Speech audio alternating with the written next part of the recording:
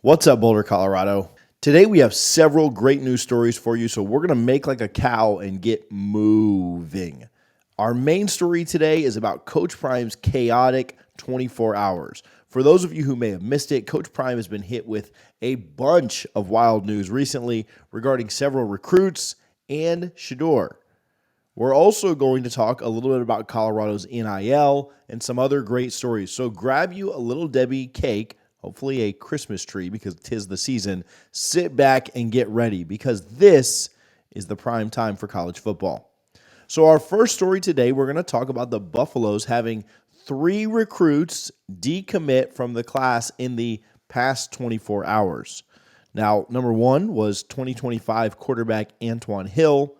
Then right after that, 2024 quarterback Danny O'Neal, and then 2024 running back Jamoris Wilder. Now, despite these losses, we're still riding with Coach Prime. We believe in him. Coach Prime is widely regarded as one of the most charismatic and successful recruiters in all of college football. He has a proven track record when it comes to attracting top talent to his program, and he will not let these recent decommitments deter him from continuing to build a strong recruiting class at Colorado.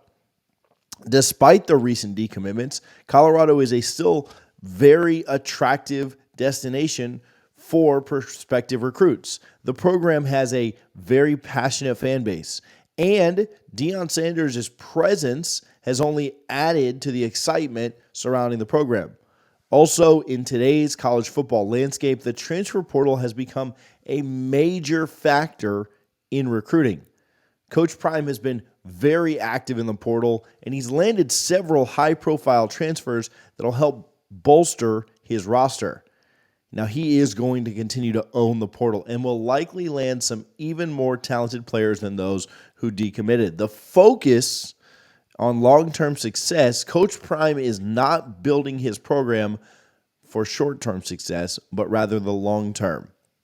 He's focused on building a culture of excellence that will sustain for years to come. We need players who want to be here and who want to be part of building that success for the future. And that's not everyone. Some people, it's just not cut out. It's just not in the cards for them to be on board. And that's unfortunate. That's not necessarily what we want to see. But at the end of the day, Coach Prime has to do what's best for the program.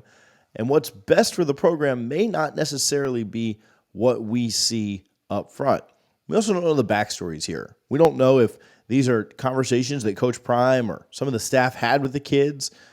We don't want to say that Coach Prime was asking these kids to not be part of the class, but you never know the conversations that are happening on the backside of things, on the reverse end. You just see the kid make the announcement and you think, oh, well, he didn't want to be part of the class. Well, that's not always the case.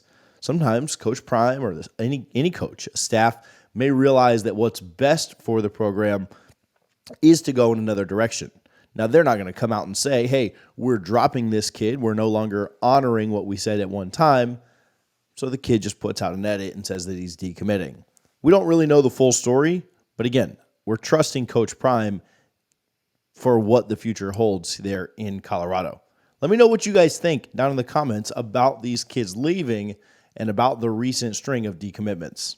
Next up, we're going to talk about the Shador Sanders injury. Now, Colorado quarterback Shador Sanders suffered a broken back this season.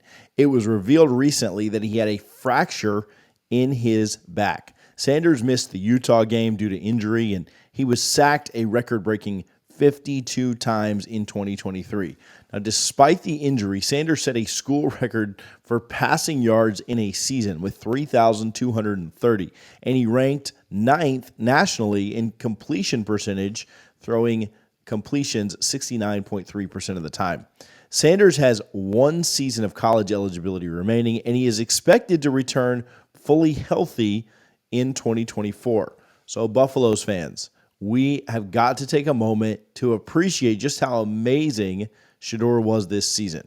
The man literally broke his back trying to carry this team, and we absolutely have to get him some help on that offensive line, because if we could get him time and we could get him help, He will be an elite quarterback next year should he return to Colorado.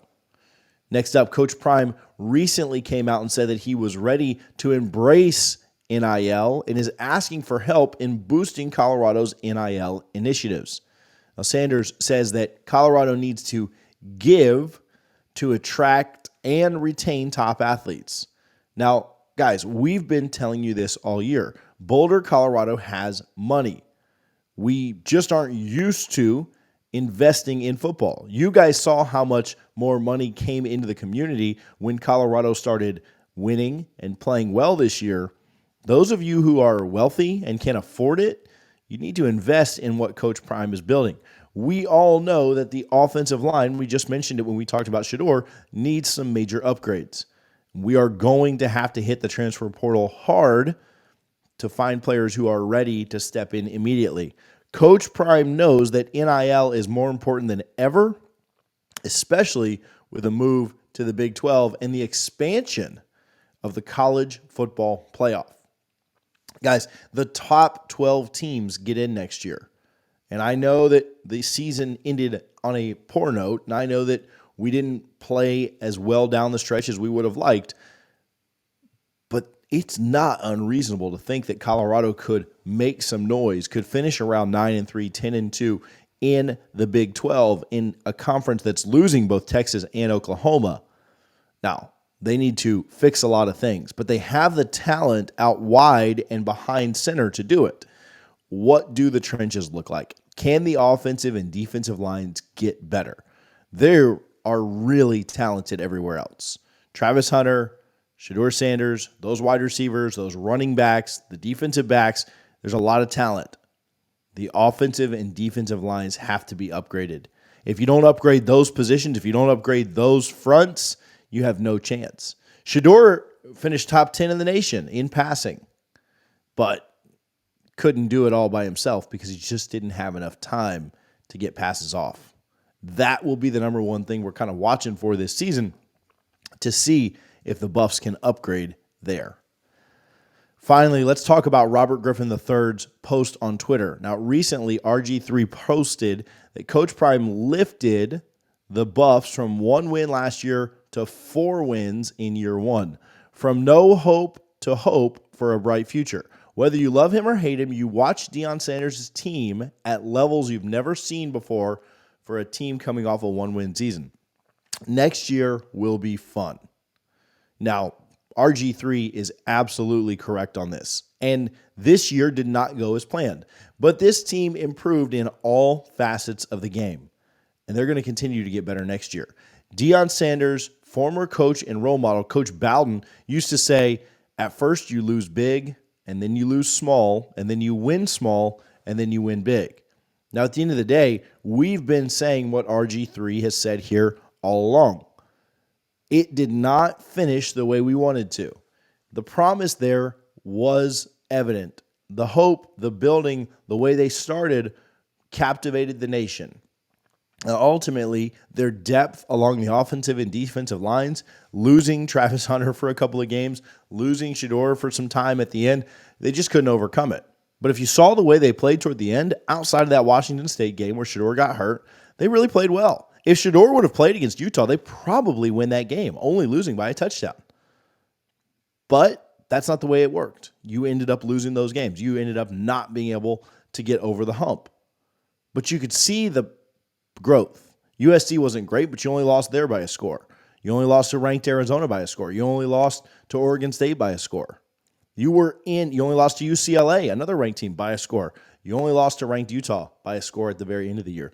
You were right there. You had a chance in a lot of games. You just couldn't get over the hump. Next year is about getting over the hump. Next year is about finishing on the back half of the season. It took a toll on Colorado this year. Their depth, their injuries, they started to mount up. They just couldn't get it done. There were some mistakes. There were some coaching blunders. Coach Prime admitted that. We get it. But they just weren't all the way ready. They were close. And had a couple of plays gone a different way, they certainly could have made a bowl. And we'd probably all feel a lot better if we were talking about a bowl game right now because they had 6 wins instead of 4. But that just wasn't in the cards. But RG3, a Heisman Trophy winner, an NFL talent, a guy who calls college football games every single weekend for ESPN, knows what he's talking about here. And we've said it for weeks and weeks and weeks. We could see what this team was building toward the end of the year. But RG3 has a lot more credibility than I do. And so we'll default to him and say, if you don't believe me, believe him. It's going to be a fun 2024. I promise you that. Do not give up on this staff, on this team, on this program. We're a long way away from it. Heck, it was just 2 years ago that Florida State had 3 wins, and now they're a game away from the college football playoff. It can happen quickly. And just trust that Coach Prime is going to be able to get it done. We appreciate you guys. We've had a blast this season. We're not anywhere close to slowing down or going away. We've got a lot more stuff, fun stuff planned for you this year.